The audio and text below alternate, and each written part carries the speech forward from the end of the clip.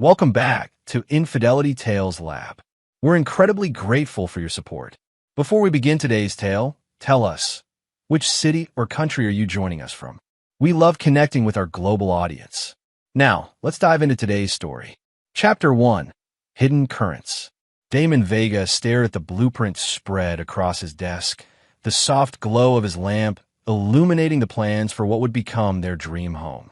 At 42, he had mastered the art of patience.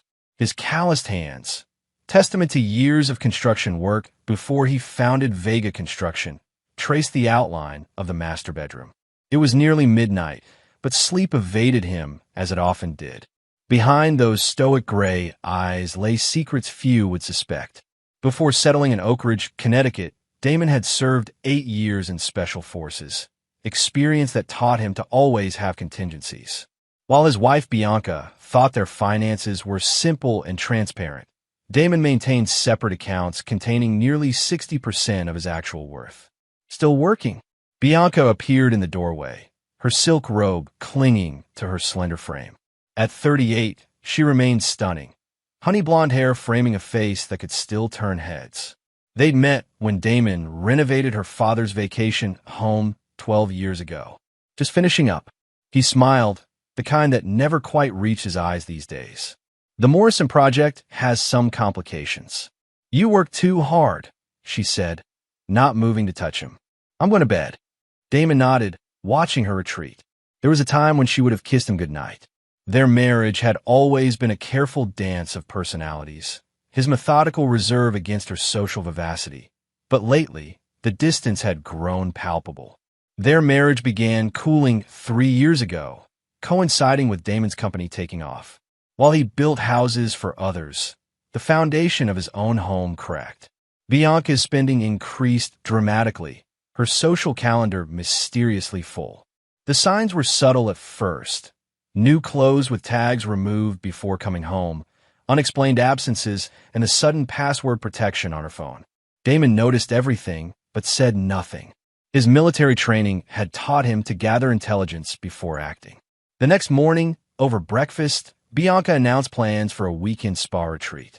Sandra's been feeling down since her divorce. I think girl time would help.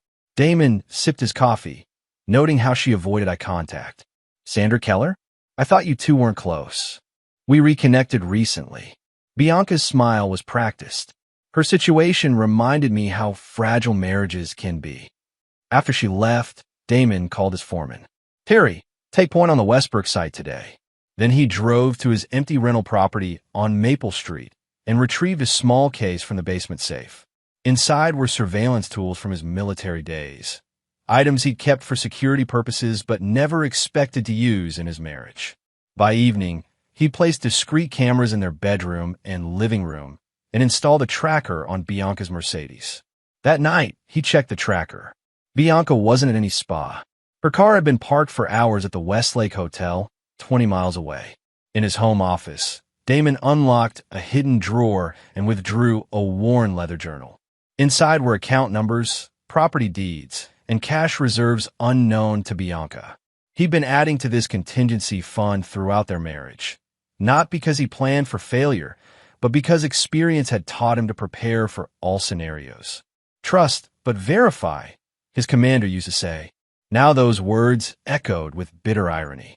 Chapter 2, The Web Unravels. Damon maintained his routine for the next month, collecting evidence while showing no signs of suspicion. The surveillance revealed text messages to someone saved as Client S and hush phone calls when Damon wasn't home. The GPS tracker showed regular trips to the Westlake Hotel. On a Tuesday morning, Damon met Terry Fletcher for coffee. At 55, Terry had been with him since the beginning, a former Army Ranger who understood loyalty. Something's eating at you, Terry noted, stirring his black coffee. Bianca's having an affair. Damon's voice remained steady. Terry's weathered face showed no surprise. You're sure? Positive. Been gathering evidence for weeks. What's your play? Still formulating. But I need your discretion. Terry nodded. Always. You know who the guy is? Working on it. I've got a name, Sebastian Price. Moved to town about a year ago. Art dealer with galleries in New York and Boston. Later that day, Damon drove to his accountant's office.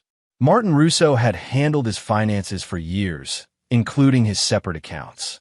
"I need to discuss some asset protection," Damon said after pleasantries. Martin closed his office door. "Everything okay with Bianca? That's why I'm here. I need to secure my assets without alerting her." After reviewing options, Damon transferred additional funds to his secure accounts and changed the ownership structure of 2 investment properties.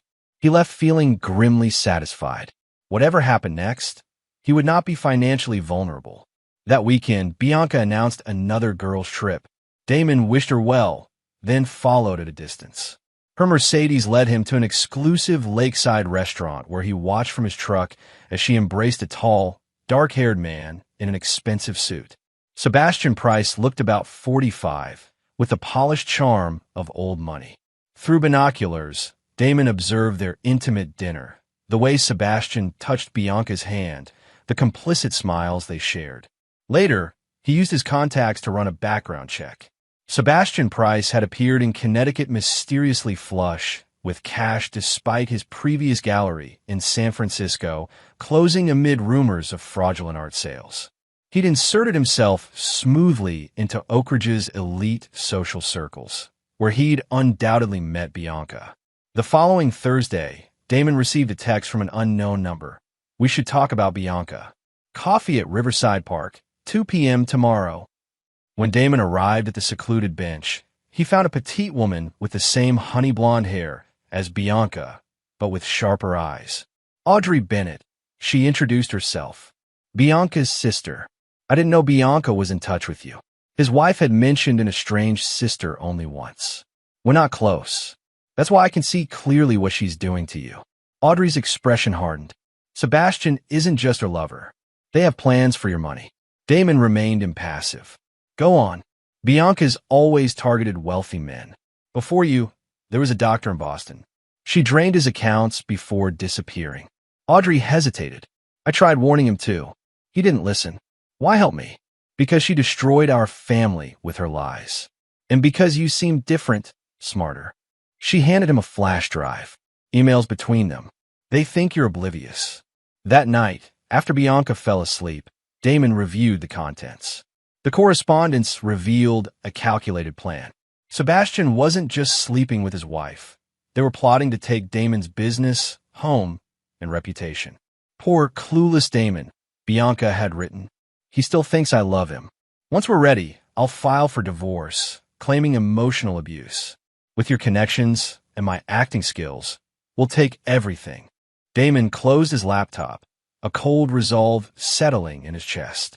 He would give them exactly what they expected, a trusting, unsuspecting husband, while preparing to dismantle their world.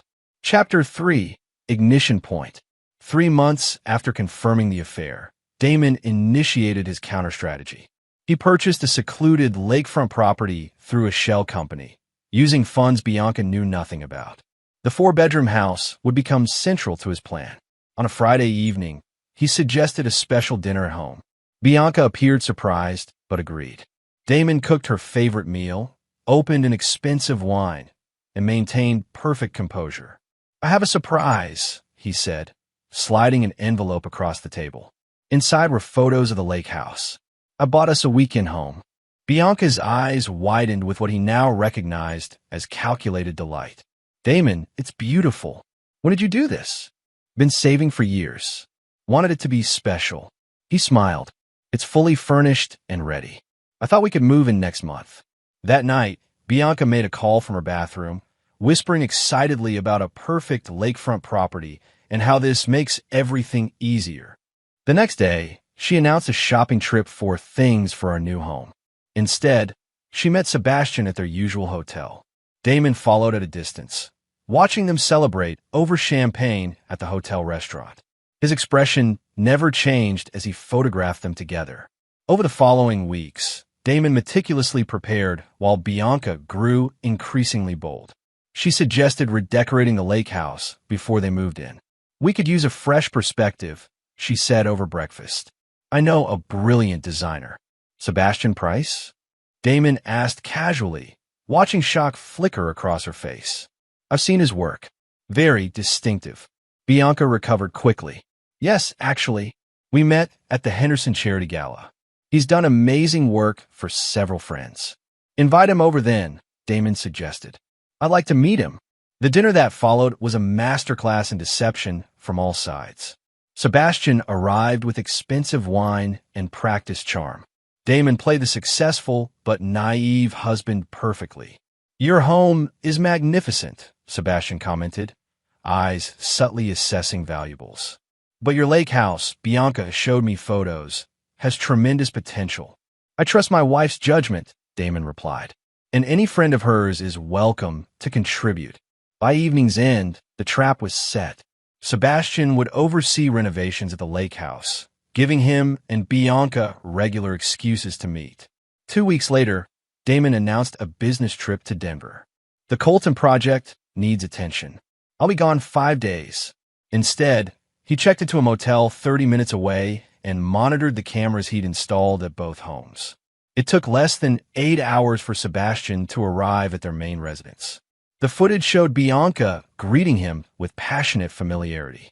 Damon suspects nothing, she said between kisses. He's so proud of that lake house. Thinks it's our future. Sebastian laughed. It's perfect timing. Once we're established there, you file for divorce, claiming this house has too many bad memories. Then we sell both properties, take the construction company proceeds, and move to the Cayman property, Bianca concluded. 6 months from now, Damon Vega will be a distant memory. What they didn't realize, Damon had already transferred majority ownership of his company to a trust. The lake house deed was structured under an LLC that could revert solely to him. And most importantly, he documented every aspect of their affair and conspiracy. On the 4th day of his business trip, Damon returned home unannounced. He entered silently through the garage, hearing voices from the living room. I can't wait anymore, Bianca was saying. Let's accelerate the timeline. I'll tell Damon I want you to move in temporarily while your apartment is renovated. He'll never agree to that, Sebastian replied. He will if I threaten to leave. Damon hates confrontation. He'll retreat to that lake house while we take over here. Damon stepped into the doorway. Is that what you think of me, Bianca? Their expressions shifted from shock to calculation. Bianca recovered first, tears instantly materializing. Damon, this isn't. Sebastian was just helping with the lake house plans. Stop lying, Damon said quietly. I know everything. Sebastian stood, adopting a conciliatory tone. Damon, let's discuss this reasonably. There's nothing to discuss. You're both predictable and sloppy. Damon's voice remained unervingly calm. Bianca, I bought that lake house with my secret savings. It's mine alone. Bianca's mask slipped, showing the coldness beneath. Fine. Then Sebastian will live here with me. This is my house too, and if you don't like it, you can leave. Damon looked between them, nodded once, and walked out without another word. The next morning, a moving truck arrived. Damon watched from his truck parked down the street as Sebastian directed movers carrying expensive furniture and art. He waited until they finished unloading, until Sebastian smugly inspected his possessions on the driveway before bringing them inside. That's when Damon approached, carrying a gas can. What are you doing? Sebastian demanded, stepping forward. Without speaking, Damon began dousing the furniture, artwork, and designer clothes. Stop. That's worth hundreds of thousands. Sebastian lunged forward, but froze when Damon produced a lighter. You wanted my life? Damon said. Here's your first lesson in what that means. The flame caught instantly. Expensive fabrics and wooden furniture ignited in a spectacular blaze. Sebastian's prized possessions, the symbols of his success and taste, crackled and blackened. Bianca came running from the house, screaming when she saw the inferno on her driveway. What have you done? Are you insane? Damon turned to her, his expression utterly composed. This is just the beginning. Neighbors emerged from their homes as black smoke billowed upward. Someone called the fire department. Sebastian attempted to salvage burning paintings, cursing as the flames singed his hands. Officer Neil Parker arrived first, taking in the scene with a veteran's practiced assessment. Sir, step away from the fire, he instructed Damon, who complied immediately. He's lost his mind. Bianca shrieked, pointing at Damon. He just started burning everything. Only his things, Damon corrected calmly. On my property. As firefighters arrived to control the blaze, Officer Parker separated the three of them for questioning. Damon explained the situation with composed precision, showing property deeds and marriage certificates. Technically, it's complicated, Parker admitted, but arson charges could still apply. Understand, Damon replied. I'm prepared for those consequences. As Damon was escorted to the police cruiser, Bianca and Sebastian watched with vindictive satisfaction. But they missed the slight smile that crossed his face, the look of a man who had planned for every contingency, including this one. The fire was merely the opening move in a game they didn't yet realize they were playing. Chapter 4. Ashes and Strategy. The holding cell at Oak Ridge Police Station was sparsely furnished. A metal bench, a toilet without privacy, and walls bearing the scribbled legacies of previous occupants.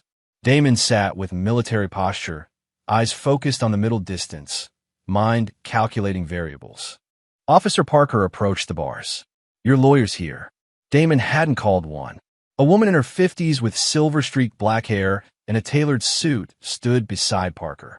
Diana Wells. She introduced herself once they were alone in the consultation room. Audrey sent me. Bianca's sister hired you. Audrey and I go back 20 years. She said you'd need someone who understands complicated situations. Diana's assessment was clinical. The arson charge is problematic but manageable. With the right approach, we can get it reduced to criminal mischief and destruction of property. And that approach would be, you'll plead temporary emotional distress. First offense, respected businessman, discovered wife's infidelity. Judges have sympathy for that narrative. She leaned forward. But that's short term. I gather you have longer plans. Damon studied her. What exactly did Audrey tell you? Enough to know you're not impulsive. The fire wasn't an emotional outburst. It was calculated. Her eyes narrowed. I don't need details. But if you want my services beyond this incident, I need to know I'm not aiding something truly destructive. I don't intend physical harm to anyone, Damon stated. But they plan to destroy everything I've built. I won't allow that. Diana nodded once. Then let's start with getting you released. 3 hours later, Damon walked out on bail. The conditions: no contact with Bianca or Sebastian, restricted access to his primary residence, and mandatory counseling sessions. Terry was waiting in the parking lot, leaning against his weathered pickup. Boss. Didn't call you, Damon said. Didn't need to. Heard about the fire. He handed Damon a set of keys. Figure you need somewhere to stay. My hunting cabin's stocked and private. The cabin was 30 miles outside town, surrounded by dense woodland. Simple but solid. 1 bedroom, stone fireplace, generator power. Perfect isolation for planning. That evening, Diana called with updates. Sebastian had filed a civil suit for property damages exceeding $300,000. Bianca was pursuing an emergency restraining order, claiming fear for her safety. She's also emptied your joint checking accounts, Diana added. Attempting to access your business accounts too. Let her try, Damon replied, knowing those accounts were already secured. One more thing. Audrey mentioned you have evidence of their relationship and intentions? Extensive documentation. Good. Don't volunteer it yet. We'll use it strategically. For the next week, Damon operated from the cabin, connecting remotely with his business while assembling the pieces of his counteroffensive. Each night, he added to a detailed timeline on a corkboard, mapping relationships, weaknesses, pressure points. News traveled fast in Oak Ridge. Local gossip painted Damon as either a jealous madman or a sympathetic cuckold, depending on allegiances. Sebastian leveraged his social connections, depicting himself as the innocent victim of an unstable contractor's rage.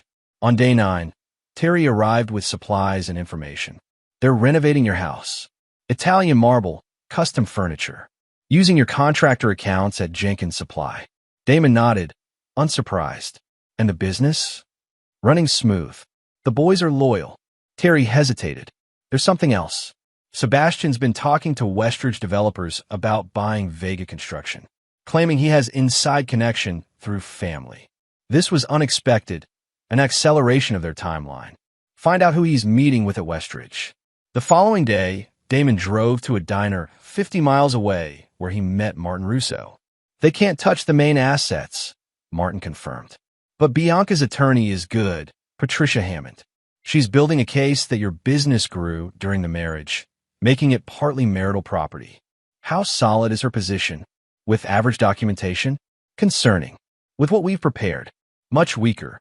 Martin slid a folder across the table. I've compiled everything showing your separate property investments, premarital assets, and the specific growth trajectories. Meanwhile, Sebastian had moved fully into the house, accompanying Bianca to social functions as her supportive friend during her difficult marriage situation. They maintained public appearances of propriety while privately celebrating their progress. What they didn't know, one of the housekeepers Bianca had recently hired was Terry's niece, Casey, who documented their private conversations and plans. Diana's paralegal frequently dined at the same restaurants, capturing their indiscreet strategy discussions. And Officer Parker, troubled by inconsistencies in their statements, began looking more closely at Sebastian's background.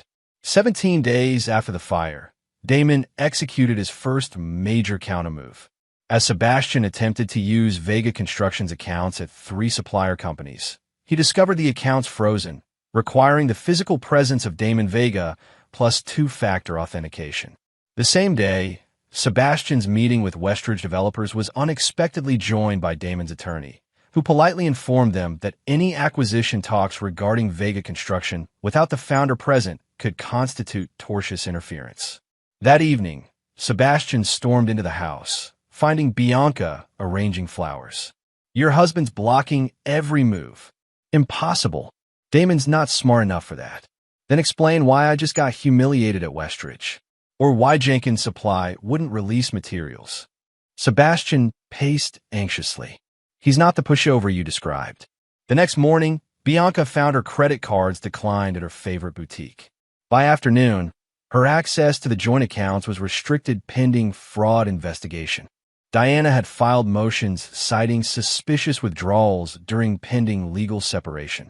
That night, as Sebastian and Bianca argued loudly in the kitchen, the doorbell rang. Officer Parker stood on the porch, accompanied by another officer. Sebastian Price? Parker's tone was professionally neutral. We need to ask you some questions about artwork sold to Thomas Whitmore last year.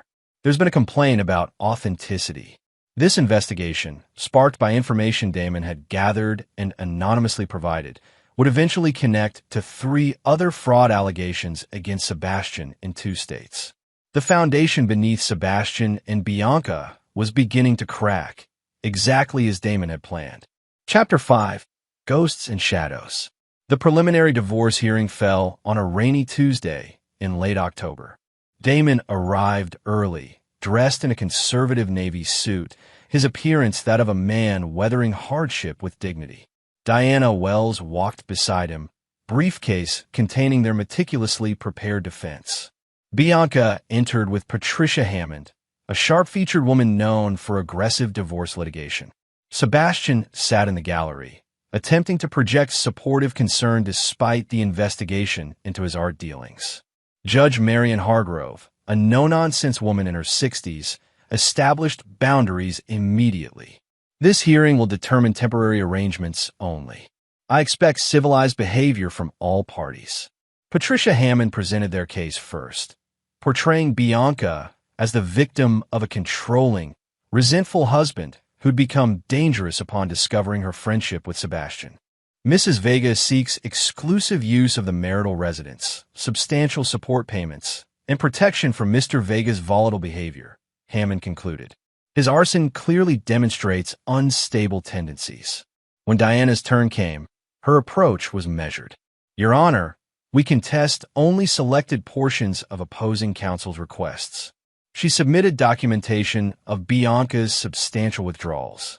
Mr. Vega has no objection to separate living arrangements, but cannot finance Mrs. Vega's excessive spending during proceedings.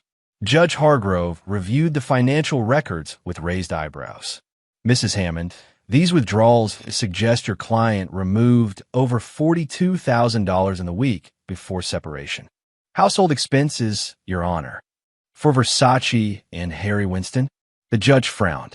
I'm capping interim support at $3,000 monthly, reviewable at final proceedings. Outside the courtroom, Bianca confronted Damon. This pathetic attempt won't work. I'll get everything in the end. Damon merely nodded politely and walked away, leaving her unsettled by his confidence. That afternoon, Sebastian received a call from Westridge developers canceling all acquisition discussions regarding Vega Construction. His art fraud investigation had made them uncomfortable with the association. Meanwhile, Audrey Bennett had been busy. As part owner of an exclusive gallery in Manhattan, she began quietly inquiring about Sebastian's previous sales and authenticity certificates. These professional concerns reached his remaining clients, several of whom began requesting authentication verification for their purchases. At Terry's cabin that evening, Damon reviewed progress with his inner circle: Terry, Diana, Martin, and Audrey. The court board timeline now included red check marks beside completed objectives. Sebastian's reputation in the art world is crumbling, Audrey reported. 3 major clients are considering lawsuits. Financial vice is tightening too, Martin added. Bianca's spending hasn't decreased despite limited support. They're burning through cash. Terry provided surveillance updates. They're fighting constantly. Sebastian wanted luxury. Now he's facing limitations. Diana summarized their legal position. Judge Hargrove was unmoved by Bianca's performance. The temporary arrangements favor us significantly. Damon absorbed this information silently before addressing the next phase. Time to accelerate. Terry, implement the construction company protocol. Martin, trigger the property measures. Diana, prepare the evidence package, but hold until my signal. The following week brought systematic disruption to Sebastian and Bianca's plans. Vega Construction employees unanimously declined to work on renovations at the house, citing loyalty to the founder. Suppliers refused to extend credit for materials ordered under Bianca's authority. Simultaneously, the investigation into Sebastian's art dealings expanded to include tax implications. Officer Parker, now working with state financial crimes investigators, executed a warrant to examine records at the house. This is harassment, Bianca insisted as officers cataloged Sebastian's files. Just following evidence, ma'am, Parker replied professionally. The pressure intensified when Martin implemented the property measures. Formal notices that the Lake House LLC required significant capital contributions from all members to maintain ownership. Since Damon had structured Bianca as a minority stakeholder with contribution obligations, she now faced a $120,000 payment deadline. By month's end, Sebastian and Bianca's unified front showed visible cracks.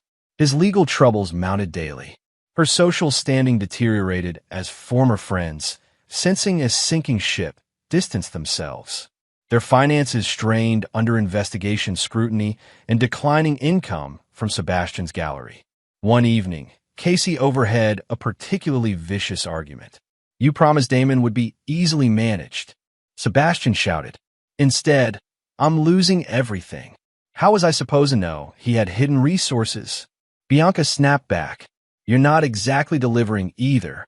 Where's the big art dealer who could support us in style?" "Maybe I should cut my losses," Sebastian threatened. "There are other opportunities without your complications." This report delighted Damon. Division between conspirators was precisely his goal.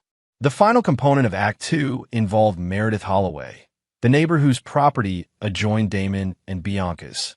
A retired psychology professor with a reputation for perceptiveness, she had witnessed the unfolding drama with keen interest. Diana arranged lunch with Meredith, ostensibly to discuss neighborhood property values. Their conversation naturally turned to recent events. "Such a shame about the Vegas," Diana commented. "You've been neighbors for years, correct?" "Nearly a decade," Meredith confirmed, "though I've seen troubling patterns longer than most realized." "Oh, Bianca has always maintained careful public appearances. But I've witnessed concerning behaviors, manipulative tactics, gaslighting. Poor Damon worked constantly while she entertained guests during his absences." Would you be willing to provide a statement about your observations? Diana asked carefully. For context only, of course. Meredith's detailed affidavit, documenting years of observed behaviors, suspicious visitors, and Bianca's contradictory public versus private personas, became a powerful component of their evidence arsenal. As November ended, Sebastian received devastating news. The gallery's insurance company was voiding his policy due to material misrepresentations. Without insurance coverage, he couldn't maintain gallery operations or protect against client lawsuits. That same day, Bianca discovered her attempt to secure a personal loan using the house as collateral had been rejected. The property's ownership was under legal dispute, making it unacceptable security. Their retaliation was predictable. Sebastian began selling remaining artwork at desperate discounts. Bianca attempted accessing Damon's personal accounts using previously obtained passwords. Both actions triggered alerts in Damon's monitoring systems. They're getting desperate, Terry observed during their evening strategy session. Good, Damon replied. Desperate people make mistakes. The mistake came sooner than expected. Sebastian, attempting to salvage his position, approached Terry with a proposition. Inside information about Vega construction in exchange for cash. Terry recorded the conversation and brought it directly to Damon. This attempted corporate espionage became the catalyst for their final phase. That night, Damon made his first direct move since the fire. He texted Bianca, "We should talk. Alone. Tomorrow, 2 p.m., Lake House." Her reply came quickly, "Fine. This has gone far enough anyway." The second act was closing. The devastation was well underway. The final confrontation was set. Chapter 6. Worth and Worthlessness. The lake house stood serene against the backdrop of bare November trees, its reflection rippling across the cold water. Damon arrived early, ensuring everything was prepared. The recording devices were discreetly positioned, capturing every angle of the living room. Digital copies of all evidence were secured off-site. Bianca arrived precisely at 2, driving Sebastian's Audi rather than her Mercedes, a small but telling detail about their changing circumstances. She entered with practiced confidence, wearing an expensive coat that couldn't quite hide the strain of recent weeks. "You look terrible," she observed, scanning Damon with calculated concern. "Divorce agrees with me," he replied mildly. "Coffee. Let's skip pretenses." She sat on a leather sofa, crossing her legs. "This has gone too far. We're destroying each other for what? Pride." Damon remained standing. "Not pride. Consequences. We could end this today," she continued. "A reasonable settlement, clean break. Sebastian and I will relocate. You'll never have to see us again." "What's your proposal?" Her terms were predictable. The main house, half of Vega Construction's value, and significant alimony.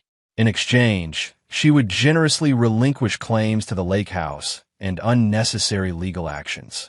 Damon listened without expression. "Is that Sebastian's position too?" "Sebastian understands compromise," she replied carefully.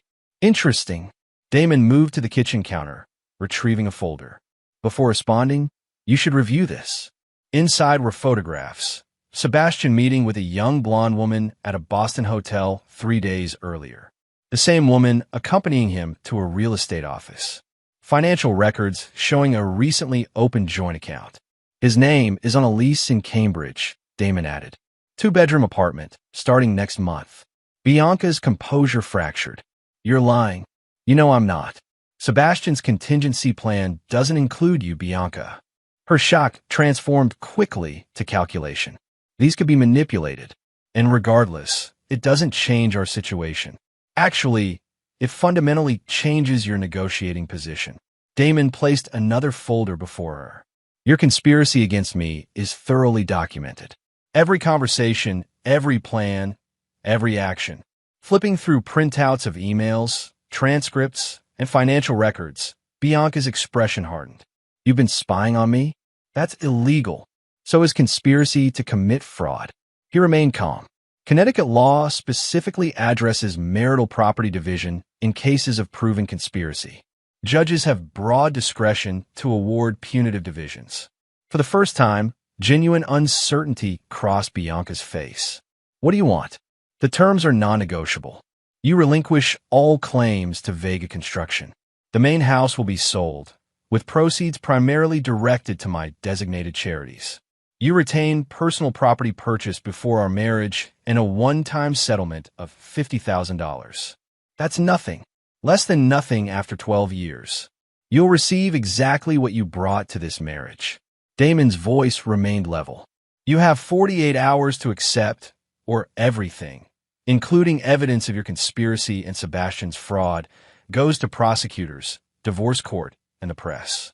Bianca's mask fully slipped, revealing the cold rage beneath. You're bluffing. You don't have the stomach for this kind of war. You never really knew me, Bianca. That was your first mistake. Her phone rang. Sebastian, based on her expression. She answered tersely, moving toward the window. The conversation was brief but intense, ending with visible shock. Problem? Damon inquired. Sebastian's gallery was just raided by police. Her voice trembled slightly. They're seizing everything, claiming evidence of systematic fraud. Unfortunate timing, Damon commented. The truth dawned slowly across her features. You orchestrated all of this. From the beginning, even the fire was planned. I merely ensured consequences matched actions. Bianca's desperation surfaced in a final attempt at manipulation. She approached him, voice softening. Damon, we could start over. Just us. I made a terrible mistake with Sebastian. Stop. His tone cut through her performance. That might have worked on the man you thought I was. That man never existed. She retreated, mask completely abandoned. You'll regret this. I still have options. Fewer than you think. Damon checked his watch. Officer Parker is currently executing a warrant at our house, based on evidence that Sebastian has been keeping fraudulent financial records there. Any attempt to remove or destroy potential evidence would be obstruction of justice. As if on cue, Bianca's phone lit up with messages, presumably Sebastian demanding her return. 48 hours, Damon reminded her. My attorney will contact yours tomorrow with formal documentation. After she left, Damon stood at the window watching her car disappear down the private road. Terry emerged from the guest bedroom where he'd monitored the conversation. She'll try something desperate, Terry warned. Counting on it, Damon replied. That evening, Bianca and Sebastian engaged in frantic damage control. Sebastian's legal troubles had become critical. Potential federal charges for wire fraud, tax evasion, and interstate transportation of fraudulent artwork. His remaining assets were frozen pending investigation. Their plan to ambush Damon had collapsed. Their relationship was fracturing under pressure, and the 48-hour deadline loomed like a guillotine blade. Predictably, they attempted one final desperate maneuver. Sebastian contacted Diana, claiming to have exculpatory evidence regarding Bianca's innocence and Damon's criminal harassment. The meeting was scheduled for neutral ground, a downtown law office, with both attorneys present. Sebastian arrived with a USB drive allegedly containing proof that Damon had manufactured evidence and deliberately sabotaged Sebastian's business. Diana reviewed the files with professional detachment before responding. Mr. Price, this appears to be doctored correspondence purportedly between Mr. Vega and various business associates. She inserted another drive into the computer. For comparison, here are the authenticated originals, including metadata verification. Sebastian's attorney blanched. Presenting falsified evidence could trigger severe professional consequences. Additionally, Diana continued, attempting to introduce fraudulent evidence constitutes another criminal offense. Would you like to reconsider your position? By evening, Sebastian had fled Oak Ridge, leaving Bianca to face consequences alone. He emptied their shared accounts before disappearing, taking what liquid assets remained. When Bianca returned to the house, she found changed locks and Officer Parker waiting with additional warrants. Sebastian Price's alleged authentication documents were found here, Parker explained professionally. We'll need to conduct a thorough search. The 48 hours expired with Bianca's capitulation. Diana presented the signed agreement to Damon at the cabin. She had no choice, Diana confirmed. With Sebastian gone and charges pending, her position was untenable. Damon reviewed the documents carefully before signing. And the secondary provisions? All included. She's prohibited from disparaging you publicly. Any violation voids the financial settlement. In the quiet aftermath, Damon stood alone on the cabin porch, watching darkness settle over the forest. The methodical destruction of those who betrayed him had unfolded precisely as planned. Yet the victory tasted hollow, not because he regretted his actions, but because he recognized how thoroughly he'd misjudged Bianca from the beginning. His phone buzzed with a text from Terry. Phase 3 preparations complete. Ready when you are. Damon texted back a single word. Proceed. The devastation was complete. The final reckoning could begin. Chapter 7. Ruins and Revelations. 3 months after the settlement, Oak Ridge's brutal winter had begun to soften toward spring. The house on Maple Street stood empty, a sold sign freshly planted in the thawing front lawn. The proceeds, $1.2 million after expenses, had been divided according to the settlement. 90% to veteran support charities, 10% to Bianca. Damon had relocated permanently to the lake house, its isolation suiting his temperament.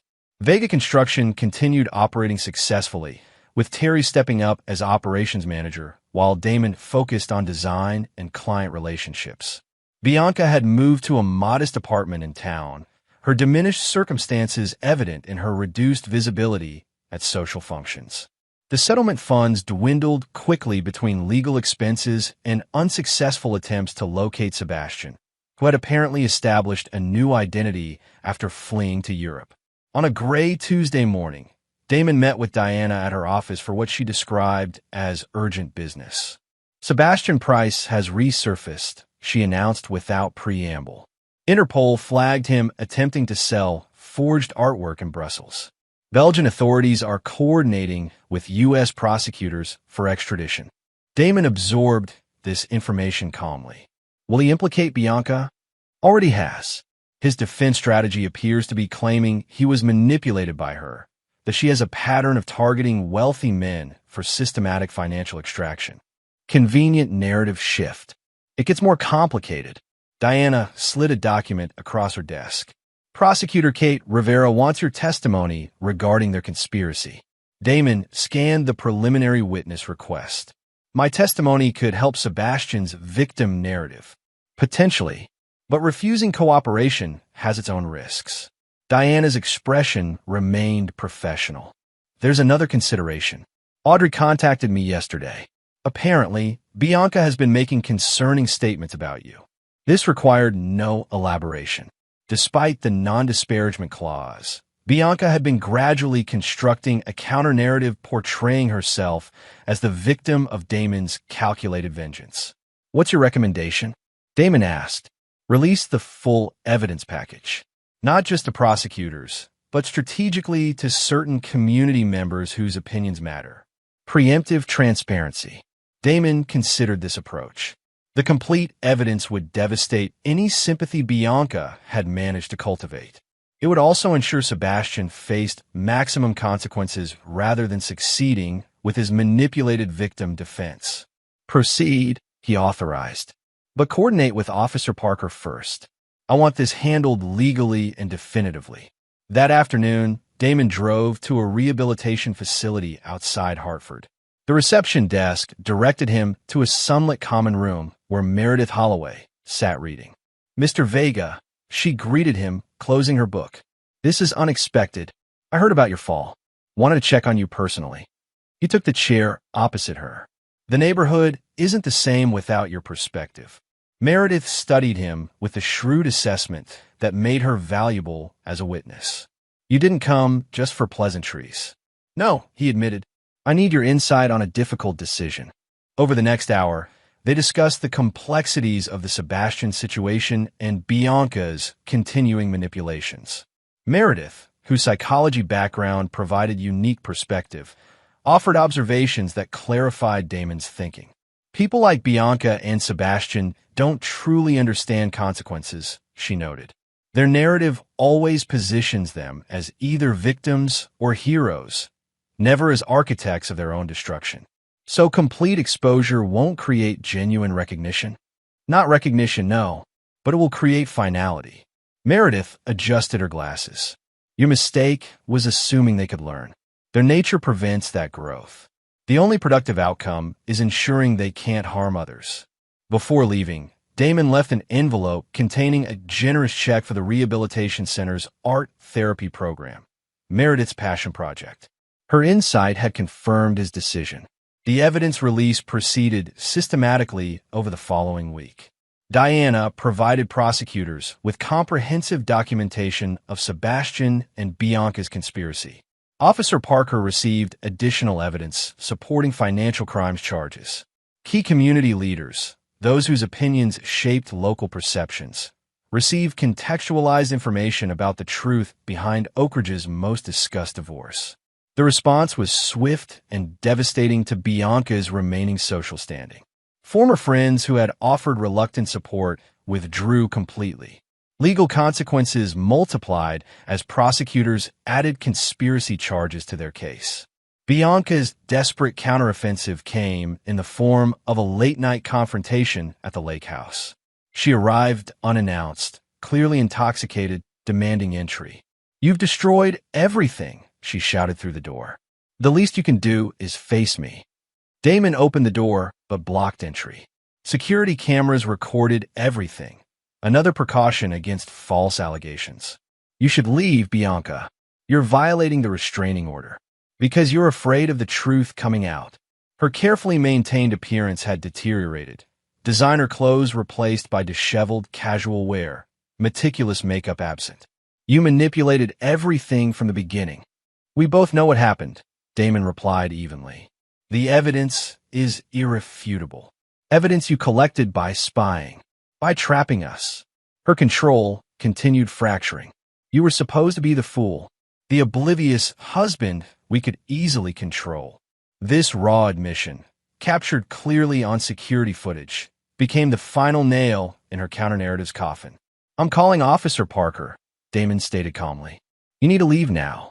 "This isn't over," she threatened, retreating toward her car. "Sebastian's coming back. We'll still destroy you."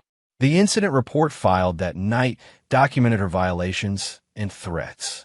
Judge Hargrove extended the restraining order indefinitely and revoked the remaining settlement funds for violating non-disparagement provisions. The following day, international news reported Sebastian Price's arrest in Brussels. Extradition proceedings had begun, with multiple charges awaiting his return to American soil. That evening, Damon convened his inner circle at the lake house. Terry, Diana, Martin, Audrey, and Officer Parker, who had become a trusted ally following his professional handling of the case. Sebastian's arrest changes timelines, Diana noted. Federal prosecutors want to coordinate with local charges.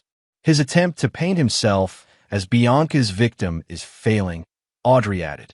3 of his former clients have come forward with similar experiences predating his relationship with my sister. Parker provided law enforcement perspective. With the evidence package you've provided, both face significant consequences. Ms. Abbott will likely receive reduced charges for cooperation, but still faces potential incarceration. The systematic dismantling of both conspirators was proceeding as designed. Yet Damon remained unsatisfied. "There's still the matter of full accountability," he observed. "Sebastian has assets hidden internationally.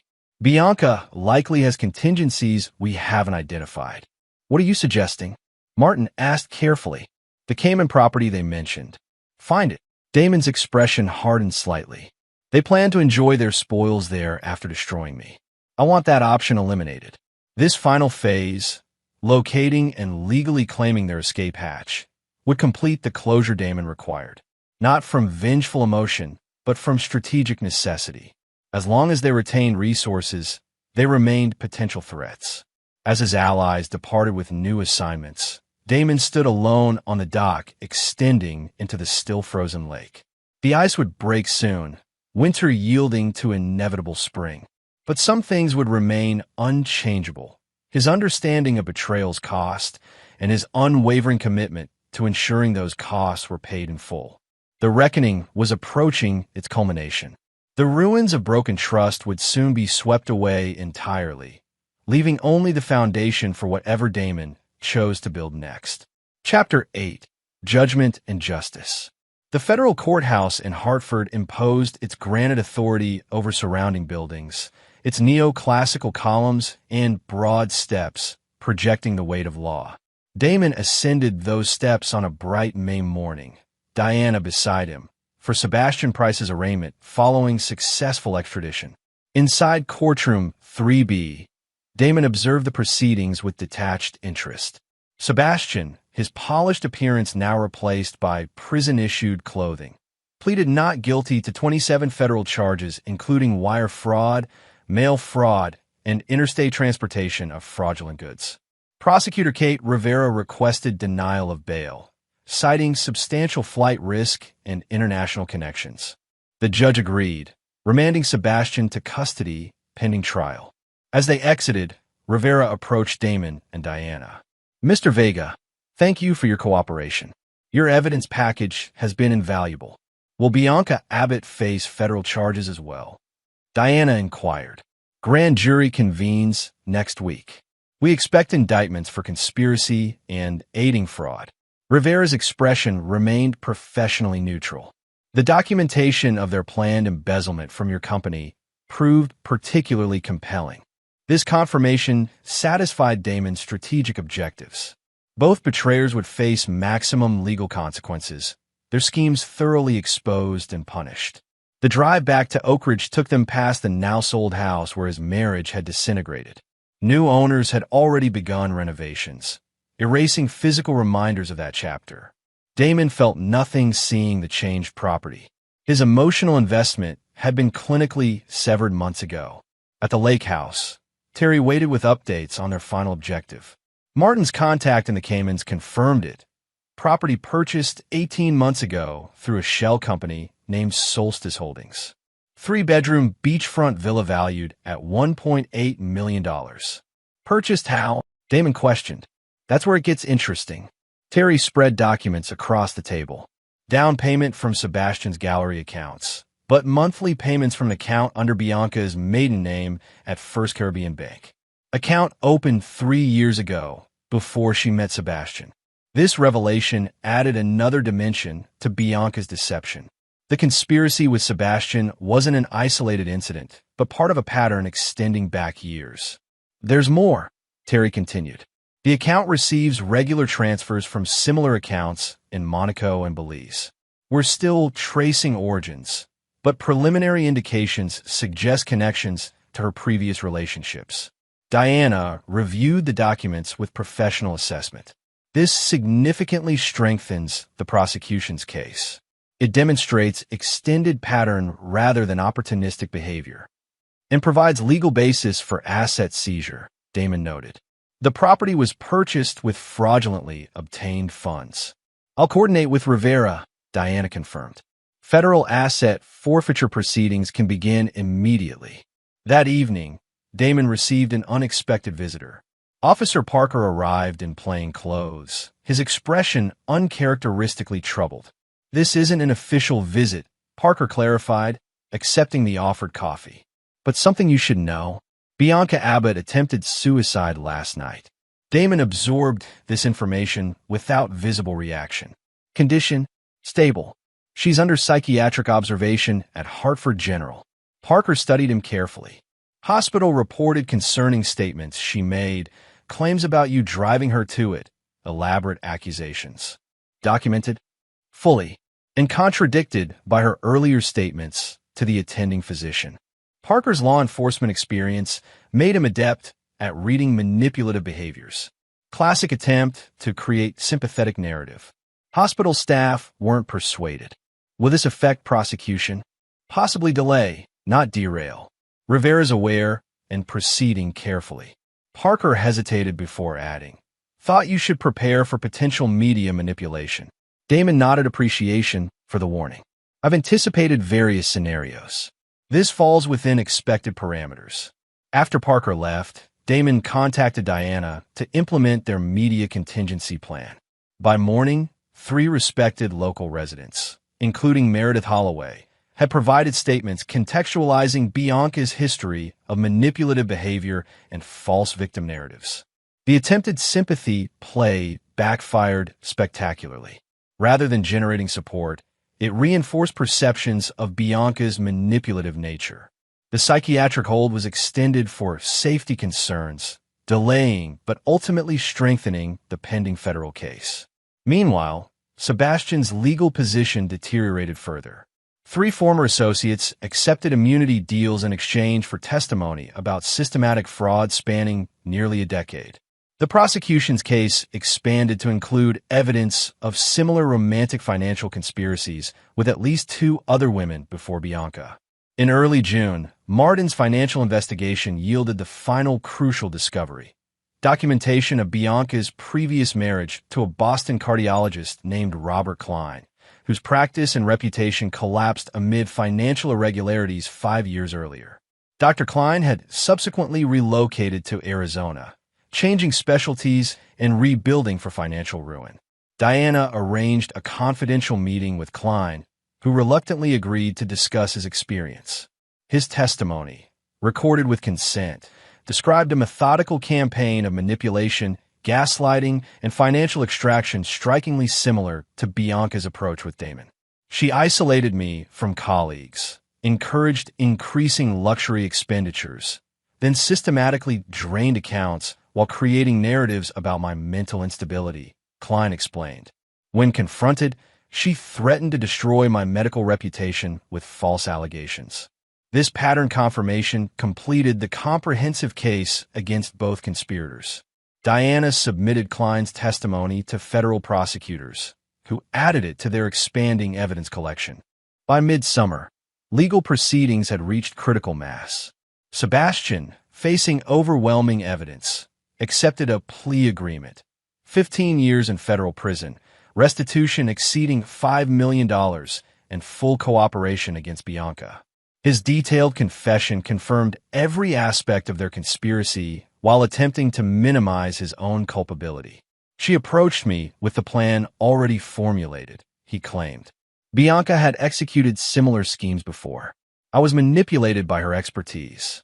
Prosecutors recognized this self-serving narrative but accepted his testimony as part of building their comprehensive case against Bianca. The Cayman property was seized through international financial cooperation, its ownership transferred to a victim restitution fund. Additional hidden accounts in Monaco and Belize were frozen pending further investigation. Bianca's final desperate countermove came through a carefully orchestrated media interview, portraying herself as the victim of Damon's obsessive revenge campaign. The sympathetic journalist, a former acquaintance from her social circle, published the piece in a regional lifestyle magazine. Damon's response came not through direct contradiction, but through authorized release of key evidence excerpts to mainstream news outlets. The unedited recordings of Bianca and Sebastian discussing their conspiracy, documentary evidence of systematic financial extraction, and testimony from multiple victims created an undeniable narrative of calculated predation. The lifestyle magazine printed a retraction. The sympathetic journalist faced professional backlash for failing basic verification standards, and Bianca's remaining public support evaporated completely. In August, facing overwhelming evidence and abandoned by her expensive legal team due to non-payment, Bianca accepted a plea agreement: 8 years in federal prison, restitution requirements, and permanent financial oversight following release. As summer faded toward autumn, Damon hosted a small gathering at the lake house. The evening held a sense of completion as his inner circle. Those who had remained loyal throughout shared a meal on the deck overlooking water now warmed by months of sunshine. Federal prosecutor called today, Diana informed them. Bianca's attempt to withdraw her plea was denied. Sentencing proceeds next month as scheduled. Terry raised his glass in silent acknowledgement. Audrey, whose testimony against her sister had cost her emotionally, nodded with complicated relief. What happens next for Vega Construction? Martin inquired. Expansion, Damon replied. 3 new development projects breaking ground next quarter. Terry's taking larger operational role. As conversation continued around him, Damon momentarily stepped away to the edge of the dock. The setting sun cast long shadows across the water, marking the transition between day and night. One chapter conclusively ended, another beginning with clear-eyed purpose. Justice, methodical, comprehensive, and inescapable, had been served, not through emotional vengeance, but through strategic dismantling of those who had attempted to destroy what he built. The system that Bianca and Sebastian had planned to manipulate had instead become the instrument of their downfall. When Damon rejoined the gathering, the conversation had turned to future plans. No more discussion of past betrayals or legal proceedings. Those matters were conclusively settled. Only forward momentum remained, built upon foundations too strong to be undermined by those who mistook patience for weakness. The reckoning was complete. Judgment had been rendered. Justice, in its most comprehensive form, had prevailed. Chapter 9. Aftermath and Ascension. 1 year after Sebastian's sentencing, Oak Ridge had largely forgotten the scandal that briefly dominated local conversation. Seasons had cycled through their inevitable progression, bringing new dramas and concerns to occupy collective attention. Damon Vega's presence in community consciousness had transformed from betrayed husband to successful businessman as Vega Construction expanded operations throughout New England. The company now employed over 60 people, with Terry Fletcher officially promoted to Chief Operations Officer. The lake house had undergone thoughtful renovation, not to erase history, but to align more completely with Damon's architectural vision. Clean lines, natural materials, and strategic glass created a space balancing privacy and connection with the surrounding landscape. On a crisp October morning, Damon sat at his desk reviewing plans for their largest project to date, a sustainable residential community incorporating cutting-edge environmental design. The company had shifted focus toward innovative, resource-efficient construction, attracting clients interested in both quality and responsibility. Diana arrived for their quarterly legal review, bringing updates on lingering legal matters. Sebastian's appeal was denied yesterday. His sentence stands without modification. And Bianca? Damon inquired, his tone reflecting professional interest rather than personal investment. Transferred to minimum security after 12 months, good behavior. Still serving 6 years remaining before parole eligibility. Diana arranged documents methodically across the desk. The monitoring systems flagged something interesting. She's been writing a memoir. Damon raised an eyebrow slightly. Attempting rehabilitation through narrative control. Federal guidelines restrict profiting from criminal activities, so publication options are limited, but worth monitoring. Diana's efficiency had become even more valuable as they transitioned from crisis management to preventative oversight. Her remaining assets continue diminishing. The restitution schedule will leave her with minimal resources upon release. These updates registered as data points rather than emotional concerns. Damon had moved beyond any personal connection to these individuals. They represented closed chapters rather than ongoing considerations. Quarterly compliance review shows all business operations exceeding regulatory requirements. Diana continued, transitioning to current matters. The new environmental certification positions us advantageously for municipal contracts. After concluding business discussion, Diana hesitated before adding, Judge Hargrove asked about you. She's retiring next month. Send appropriate acknowledgement. Her judicial fairness was instrumental. Later that day, Damon drove to Hartford for a meeting with Robert Klein, the cardiologist whose previous experience with Bianca had provided crucial testimony. Their initial connection through legal necessity had evolved into occasional professional consultation. Klein's medical background informed health-focused design elements in Vega Construction's current projects. They met at a quiet restaurant away from main thoroughfares. Klein, now in his 50s with distinguished gray at his temples, had regained professional confidence after years of recovery from his experience with Bianca. The hospital board approved our joint proposal, Klein announced after initial greetings. Construction begins in January. Congratulations. Your advocacy was decisive. Damon had partnered with Klein to develop specialized recovery housing for patients transitioning from intensive care, a project integrating medical expertise with architectural innovation. Their conversation eventually turned to shared experience. "Do you ever wonder who she might have targeted if not you?" Klein asked. "Occasionally," Damon acknowledged. "The pattern suggests she would have continued until stopped. That's the only comfort sometimes, knowing others were spared by our intervention." Klein studied his coffee thoughtfully. "When a federal agent first contacted me about testifying, I almost refused. Didn't want to reopen that chapter. What changed your mind?" "Realizing my silence protected her, not me." Klein's expression reflected resolved determination. "We couldn't control her actions, but we could control our response to them."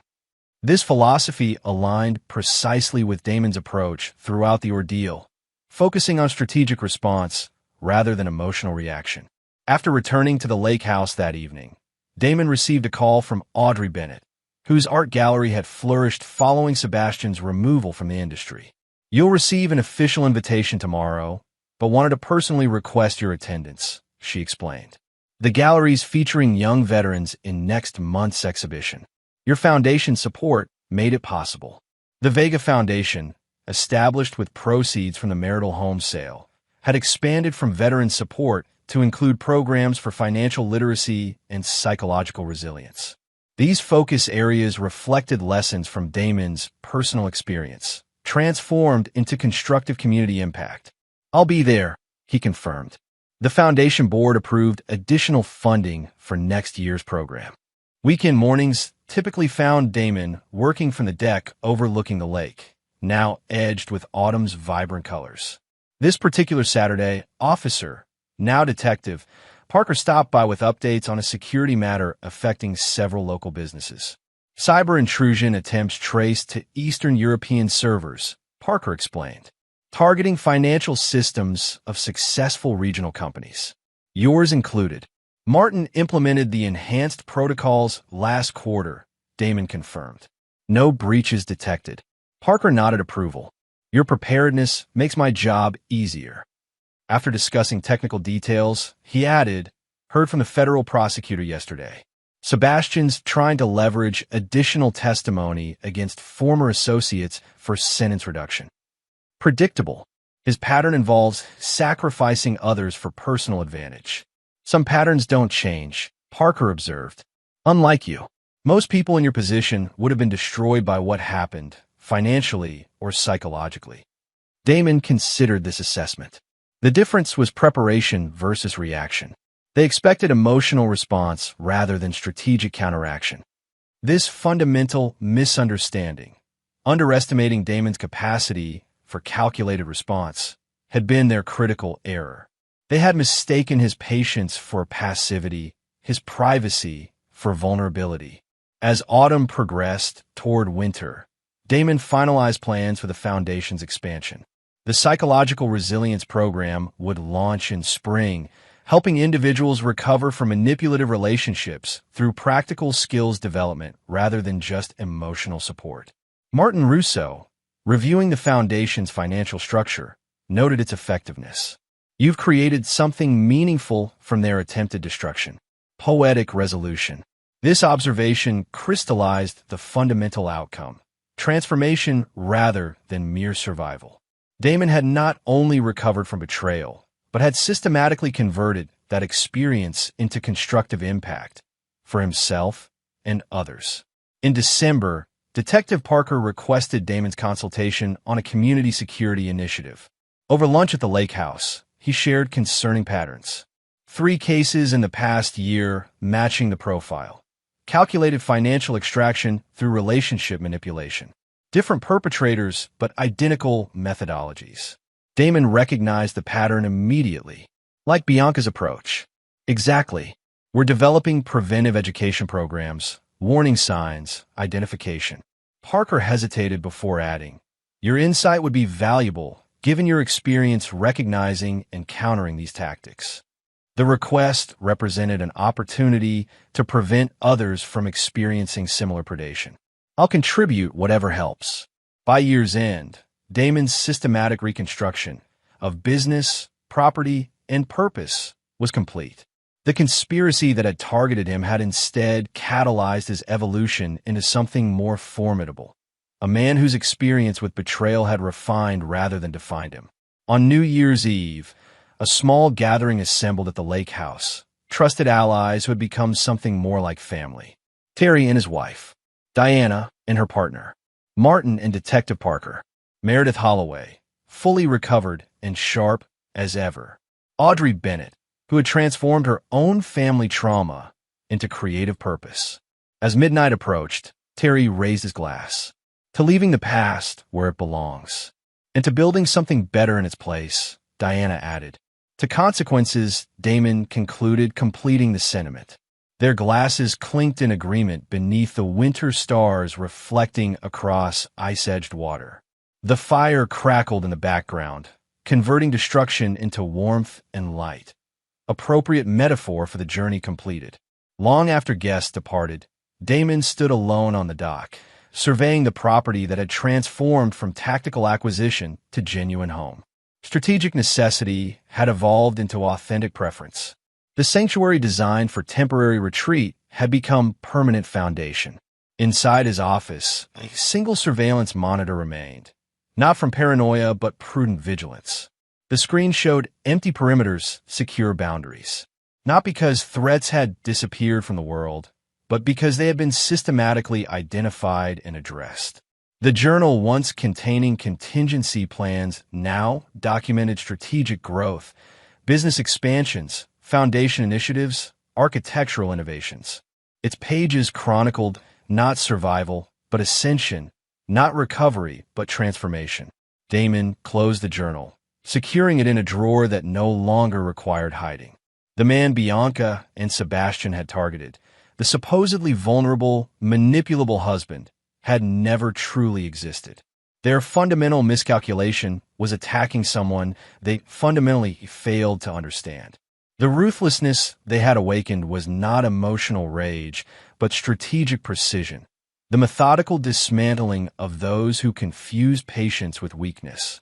The consequences they faced were not vengeful punishment, but natural outcome of their own actions, systematically exposed and addressed. As New Year began, Damon Vega stood not as victim or survivor, but as architect of his company's expansion, of his foundation's impact, and most importantly, of his own deliberate reconstruction.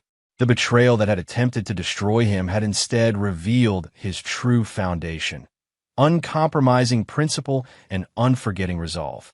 The final outcome was neither forgiveness nor forgetting, but something more definitive: the complete irrelevance of those who had proven themselves unworthy of consideration. They remained confined by prison walls, financial restrictions, and the consequences of their own actions, while he continued building, expanding, and evolving. The fire they had ignited had burned away pretense and compromise, leaving only the essential core. A man who never forgave betrayal, never forgot disloyalty, and never failed to ensure comprehensive consequences. In that unflinching clarity lay his true strength. Not in vengeance, but in principle. Not in emotion, but in resolve. The path forward held no lingering shadows, only the clear direction of a man who had faced destruction and emerged not merely intact, but ascendant. And there you have it. Another story comes to an end. What did you think? I'd love to hear your thoughts in the comments below. If you enjoy this story, consider joining our community by subscribing. It means the world to us. For more stories like this one, check out the recommended videos on screen, and I'll see you there.